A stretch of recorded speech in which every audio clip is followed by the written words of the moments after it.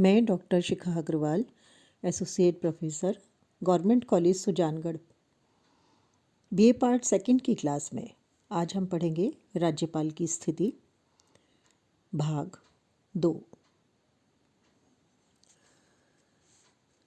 हमने अपनी पिछली क्लास में राज्यपाल के बारे में पढ़ा था। भारत में क्योंकि संसदीय व्यवस्था को अपनाया गया है, इसलिए दोहरी हम लोग कार्यपालिका देखते हैं। इसके साथ साथ हमारे यहाँ संघात्मक व्यवस्था को अपनाया गया है, इसलिए इस संघात्मक व्यवस्था में केंद्र और राज्यों में शासन शक्ति का बंटवारा किया गया है। ऐसी स्थिति में राज्यों में संसदीय व्यवस्था के आधार पर हम देखते हैं दोहरी कार्यपालिका में राज्यपाल का पद, जिसमें हमने देखा था कि वो एक संवैधानिक प्रधान है, लेकिन उसके बावजूद भी उसके पास बहुत सी शक्तियां हैं। उसे राज्यपाल को राष्ट्रपति द्वारा नियुक्त किया जाता है और राज्यपाल अपने राज्य में यह देखते हैं कि शासन संवैधानिक तरीके से चलाया जा रहा है या नहीं, मुख्यमंत्री की नियुक्ति करना है, अन्य प्रमुख नियुक्तियां करना है। इसके साथ साथ बजट या वित्त पर उनका नियंत्रण होता है। जो विधानमंडल हैं उनकी बैठकों को बुलाना, संबोधित करना, ये समस्त कार्य राज्यपाल के द्वारा किए जाते हैं, जो हमने पिछली क्लास में पढ़ा था। आज हम देखेंगे राज्यपाल की स्थिति या भूमिका वास्तव में क्या है। इसके बारे में दो तरह के दृष्टिकोण प्रचलित हैं। पहले दृष्टिकोण के अनुसार राज्यपाल को केवल एक संवैधानिक प्रधान के तौर पर माना जाता है, लेकिन जो दूसरा दृष्टिकोण है वो मानता है कि उसकी भूमिका बहुत महत्वपूर्ण है, उसके पास कहीं ज़्यादा शक्तियाँ हैं। सबसे पहले हम देखेंगे राज्यपाल एक संवैधानिक प्रधान के रूप में कैसे काम करता है। जैसा अभी हमने बात की कि संसदीय शासन व्यवस्था है संघीय व्यवस्था के साथ साथ, इसलिए संघीय व्यवस्था में शासन की शक्तियाँ मंत्रिपरिषद में निहित होती हैं। मंत्रिपरिषद निम्न सदन यानी विधानसभा के प्रति उत्तरदायी होती है, इसलिए मंत्रिपरिषद राज्य की वास्तविक प्रधान है और राज्यपाल केवल एक संवैधानिक प्रधान। संविधान के अनुच्छेद 163(1) के अनुसार अगर हम देखें तो जिन बातों के संबंध में संविधान द्वारा या संविधान के अधीन राज्यपाल से ये अपेक्षा की जाती है कि वह अपने कार्यों को स्वविवेक से करे, उन बातों को छोड़कर राज्यपाल को अपने कार्यों के निर्वहन में सहायता और मंत्रणा देने के लिए एक मंत्रिपरिषद होगी। तो इस तरह से राज्यपाल की स्वविवेक की जो शक्तियां हैं उनका बहुत ज़्यादा उल्लेख नहीं किया गया है। केवल असम और नागालैंड के राज्यपाल को कुछ विशेष शक्तियां प्राप्त हैं। अगर हम ये देखें कि वास्तव में क्या चाहते थे हमारे संविधान निर्माता, तो डॉक्टर अंबेडकर ने संविधान सभा में कहा था कि उन सिद्धांतों के आधार पर जिन पर राज्यों का शासन आधारित है, राज्यपाल को प्रत्येक कार्य में मंत्रिपरिषद की सलाह आवश्यक रूप से माननी होगी और ऐसा कोई भी कार्य नहीं करना होगा जिसके करने में उसे स्वविवेक या व्यक्तिगत निर्णय का प्रयोग करना पड़े।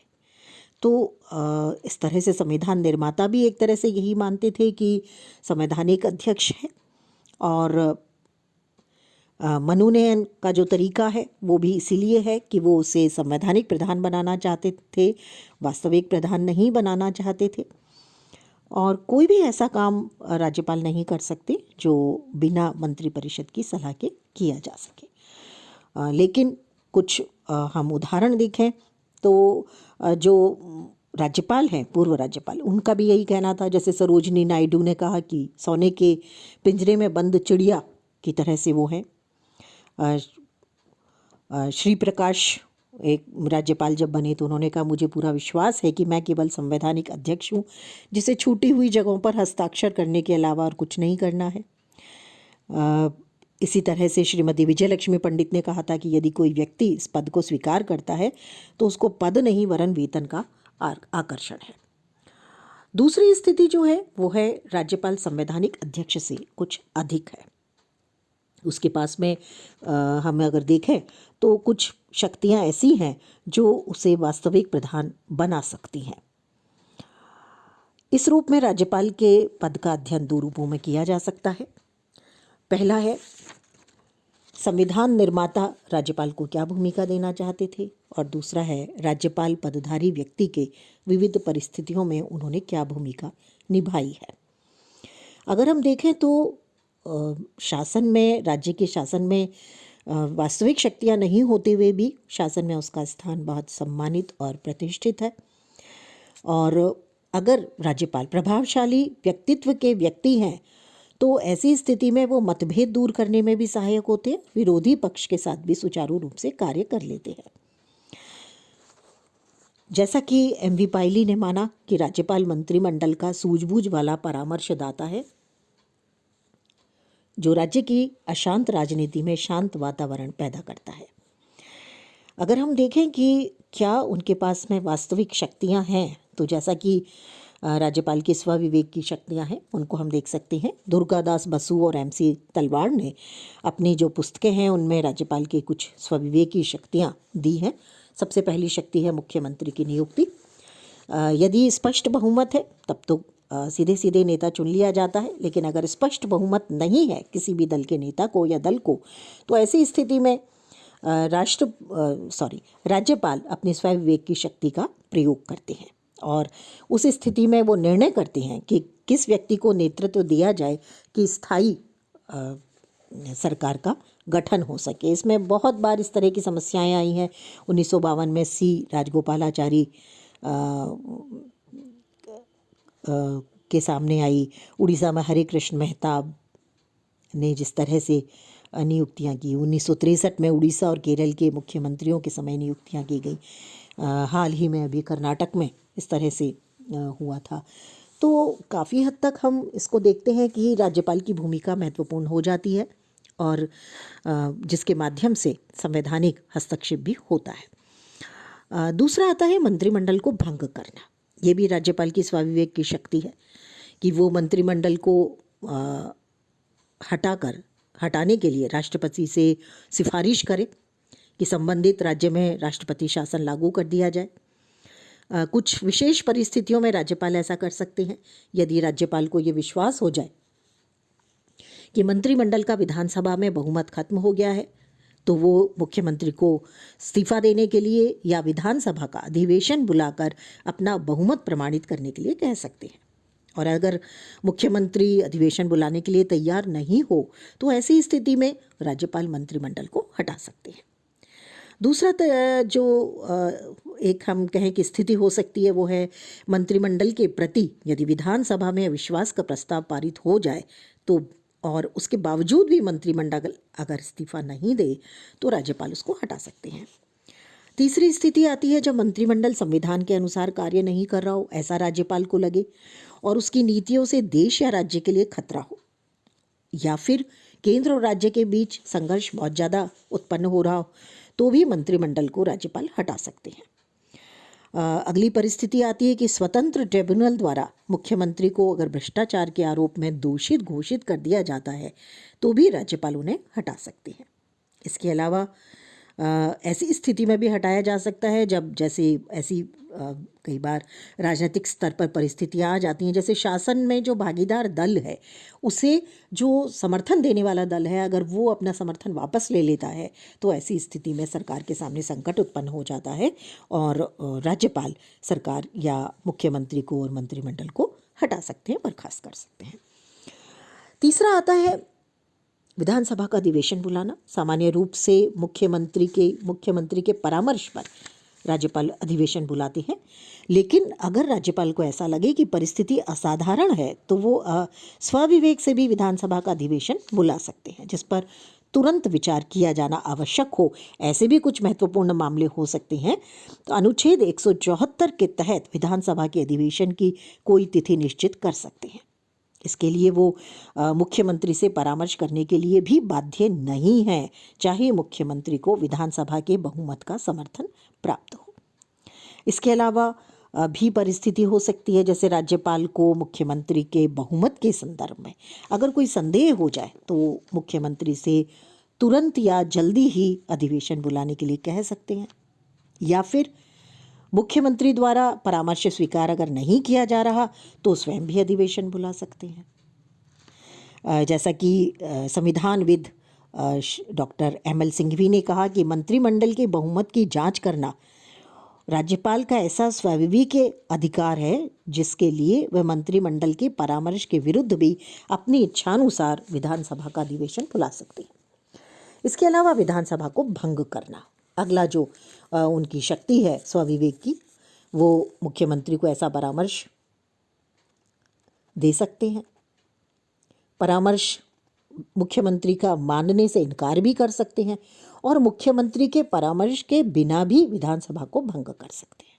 ये हो चुका है भारत में। 1953 में त्रावणकोर में हुआ था ऐसा। 1984 में जम्मू कश्मीर के राज्यपाल जगमोहन ने फारूक अब्दुल्ला के मंत्रिमंडल को भंग करने की सिफारिश को स्वीकार नहीं किया था। इसके साथ साथ मुख्यमंत्री के विरुद्ध मुकदमा दायर करने की अनुमति देने जैसा कार्य भी राज्यपाल का है। 1985 में जयललिता और तमिलनाडु की जो मुख्यमंत्री थी, उनके प्रकरण में इस तरह का कार्य हुआ था और राज्यपाल से अनुमति मांगी गई थी। तब इस संबंध में अपने विवेक के आधार पर उन्होंने निर्णय किया था। 2004 नवंबर में सर्वोच्च न्यायालय की 5 सदस्यीय पीठ ने एक निर्णय में कहा कि राज्य का राज्यपाल अपने ही विवेक के आधार पर किसी मंत्री के विरुद्ध मुकदमा चलाने की अनुमति दे सकता है। इसमें वो राज्य मंत्रिपरिषद की सहायता और परामर्श के लिए बाध्य नहीं है। तो इस तरह से स्वविवेक के बहुत सारे कार्य वो करते हैं। वो मुख्यमंत्री से सूचना मांग सकते हैं किसी भी मामले में। मुख्यमंत्री से ऐसे किसी मामले के संबंध में जिस पर किसी मंत्री ने अकेले निर्णय लिया हो, उसे समस्त मंत्रिमंडल के सामने रखने के लिए कह सकते हैं। मंत्रिमंडल ने कोई विधेयक पारित किया है और उनके पास अगर भेजा है पास होने के लिए, हस्ताक्षर के लिए, तो वो उसे पुनर्विचार के लिए वापस भेज सकते हैं या उसे राष्ट्रपति के पास भेज सकते हैं अथवा अपने पास उसको सुरक्षित रख सकते हैं। तो इस तरह से ये महत्वपूर्ण शक्ति उसके पास है। अगला आता है कि राज्यपाल केंद्रीय सरकार के एक प्रतिनिधि के रूप में होता है। राज्यपाल की संविधान ने दोहरी भूमिका एक तरह से दी है। पहली है कि वो राज्य का प्रधान है, संवैधानिक प्रधान। दूसरा है वो भारत में संघीय सरकार का अभिकर्ता है। भारत में जो हमारे यहाँ संघवाद है वो सहयोगी संघवाद है, जिसमें केंद्र और इकाई यानी राज्य के मध्य सद्भावनापूर्ण संबंध स्थापित हो सके और प्रशासनिक एकरूपता और राष्ट्रीय एकरूपता प्राप्त हो सके। इसके लिए राज्यपाल का पद है।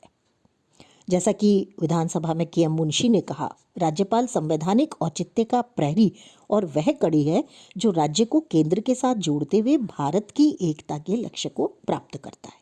और इसीलिए जैसा हमने देखा था अपने पिछले लेक्चर में कि राज्यपाल की जो नियुक्ति है उसको इस तरह से अपनाया गया है कि वो राज्य में केंद्र के प्रतिनिधि के रूप में कार्य करे। इसमें केंद्र को जो उसके कार्य हैं उसमें आते हैं अनुच्छेद 256 और 257 में केंद्रीय सरकार राज्यों की कार्यपालिकाओं को आवश्यक निर्देश दे सकती है और राज्य सरकारों को राष्ट्रीय महत्व की सड़क और संचार साधनों की रक्षा का भार सौंप सकती है। अनुच्छेद 258 के अनुसार कुछ प्रशासनिक कार्य राज्य सरकार को हस्तांतरित कर सकती है। ये सारे जो दिशा निर्देश हैं राज्यपाल के माध्यम से दिए जाते हैं और ये राज्यपाल का कर्तव्य है कि वो देखे कि राज्य की सरकार उन निर्देशों का पालन कर रही है अथवा नहीं कर रही है। यदि ऐसा नहीं करती है राज्य की सरकार तो इस मामले में वो राष्ट्रपति को सूचना दे सकते हैं।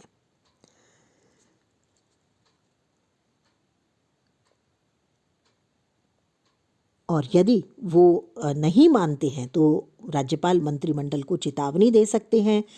संविधान के विरुद्ध कार्य मानकर अनुच्छेद 356 के अनुसार राष्ट्रपति को संवैधानिक संकट की रिपोर्ट दे सकते हैं, जिसके तहत राज्य में आपातकाल की घोषणा भी की जा सकती है। केंद्र के प्रतिनिधि के रूप में समय समय पर राष्ट्रपति को रिपोर्ट भेजते हैं, जिसमें उनके द्वारा अपनी ओर से सुझाव भी दिए जाते हैं, क्योंकि राज्यपाल अपने पद को जब ग्रहण करते हैं तो संविधान की रक्षा की शपथ लेते हैं तो इसलिए ये उनका दायित्व है कि राज्य में संविधान के अनुसार कार्य हो रहा है अथवा नहीं, ये देखें और इसकी रिपोर्ट राष्ट्रपति को भेजें और उस रिपोर्ट के आधार पर राष्ट्रपति द्वारा जो आदेश दिया जाता है उसको लागू करें राज्य में। तो राज्य में राष्ट्रपति शासन अगर लागू होता है तो राष्ट्रपति राज्यपाल को जो भी प्रशासनिक, विधायी और वित्तीय कार्य सौंपें राज्यपाल उनको पूरे करते हैं और केंद्रीय सरकार के प्रतिनिधि के रूप में राज्य के शासन का संचालन करते हैं। इसी तरह से अनुच्छेद 200 के अनुसार राज्य विधानमंडल द्वारा पारित किसी विधेयक को राज्यपाल राष्ट्रपति की स्वीकृति के लिए सुरक्षित रख सकते हैं। उनको ऐसा लगे कि ये जो नियम है, ये जो अधिनियम है जो बनाया जा रहा है, कानून के रूप में लाने का प्रयास है, ये राष्ट्रपति की अनुमति से पारित होना चाहिए, तो ऐसी स्थिति में वो सुरक्षित उसको रख सकते हैं। ये स्वाविवेक का कार्य है। इसी तरह से अनुच्छेद 213 के अनुसार राज्यपाल को अध्यादेश जारी करने का अधिकार है, किंतु उसे कुछ विषयों के संबंध में अध्यादेश जारी करने से पूर्व राष्ट्रपति से स्वीकृति लेनी होती है। तो इस तरह से एक प्रतिनिधि के रूप में है केंद्रीय सरकार के, लेकिन संकीर्ण प्रांतीयतावाद नहीं अपनाएंगे वो, ये आशा की जाती है, और संघ जो है, पूरा भारत जो है, उसके हितों को ध्यान में रखा जाएगा। तो कुल मिलाकर के इस तरह से राज्यपाल की जो भूमिका है वो दोनों तरह की है, एक संवैधानिक प्रधान के तौर पर भी है और केंद्रीय शासन के प्रतिनिधि के तौर पर भी है।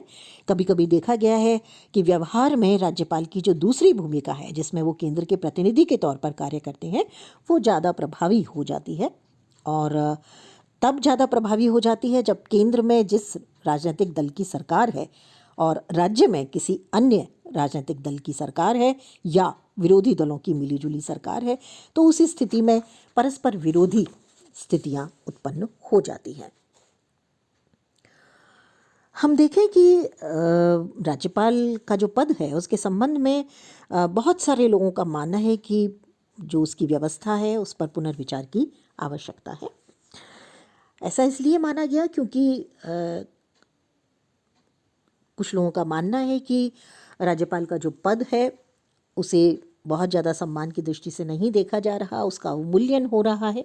तो इस स्थिति में उसे सम्मानपूर्ण बनाने के लिए कुछ आवश्यकताएं हैं सुधार की। तो कुछ सुझाव इसमें दिए जाते हैं।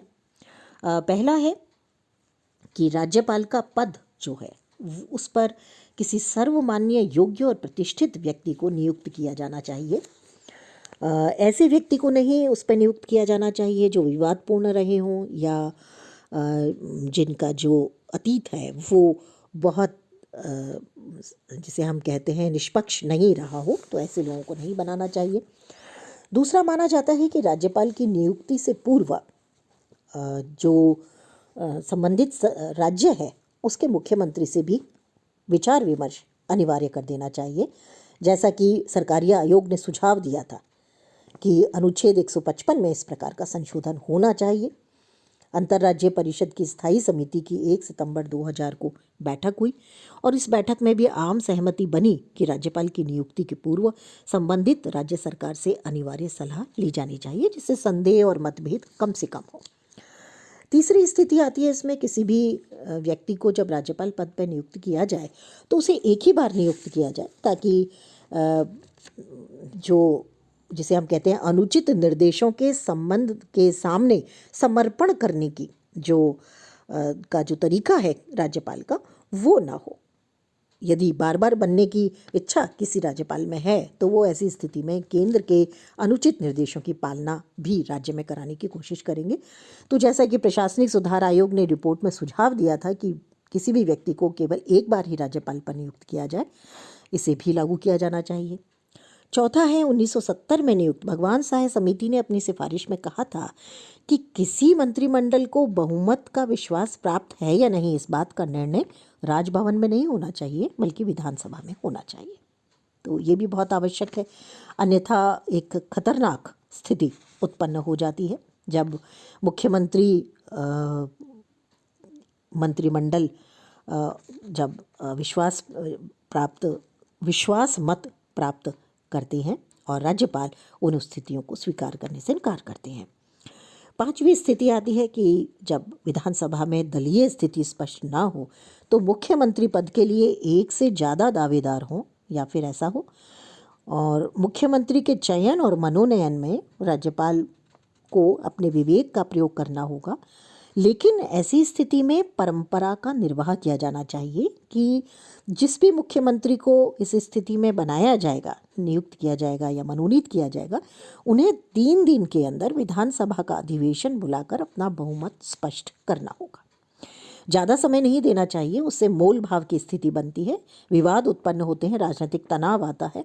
तो इसलिए मिनिमम समय देकर के बहुमत सिद्ध करने की परंपरा शुरू कर देनी चाहिए। छठी बात इसमें आती है, इस पद को राजनीतिक विवादों से दूर रखने की कोशिश करनी चाहिए। राज्यपाल पद का जो पद पर जिनको नियुक्त किया जाता है उनको राजनीतिक विवादों से केंद्र सरकार दूर रखे, तो ये भी एक बहुत महत्वपूर्ण बात है।